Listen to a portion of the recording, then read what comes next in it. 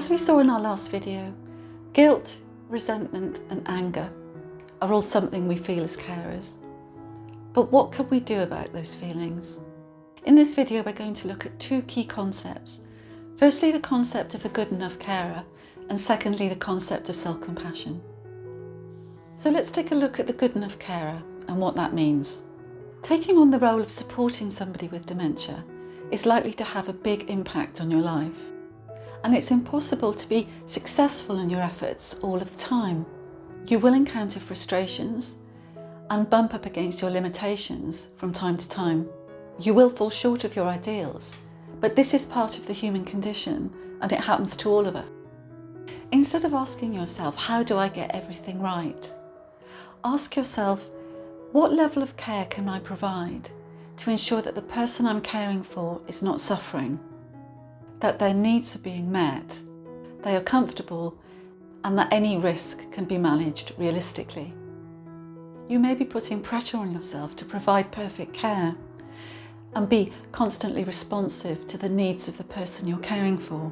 However, it can be physically and emotionally overwhelming and draining to provide that level of care without support.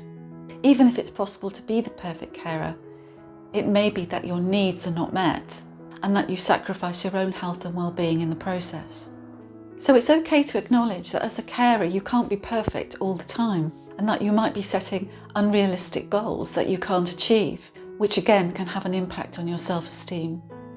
So as a carer it's important not to be too hard on yourself. Sometimes perfection is not an option and we do the best we can with the resources that are available to us at the time. The expression good enough does not mean that we're providing care that is average or below average or poor. It just means that we're providing care that we can realistically manage. The reality is that the majority of carers provide good enough care most of the time and mostly get it right. They are realistic about what's achievable in their caring role and not afraid to ask for help. Also, it's important not to be overcritical of yourself if you think things have gone wrong. It's important to appreciate yourself and remember that you're doing a remarkable job and that you're doing whatever you can to ensure the person you're caring for is comfortable, safe and happy.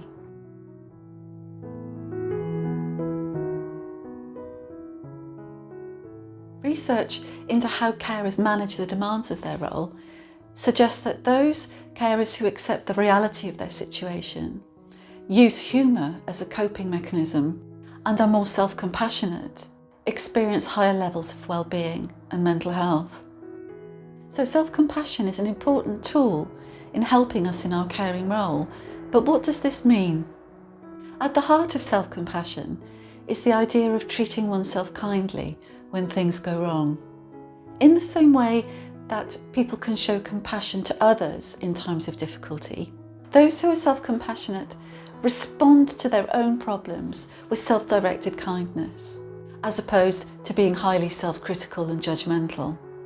Self-compassion has three components: being kind to oneself as opposed to being self-critical, accepting one's failings as being part of the larger human experience, and being mindful and aware of painful thoughts and feelings and avoiding them. Changing how we respond to ourselves, such as our critical self-talk, how we manage our thoughts and actively care for ourselves, is something that takes time, but will make a huge difference to our day-to-day experience of being a carer. And in the next video, we'll look at how you can do this.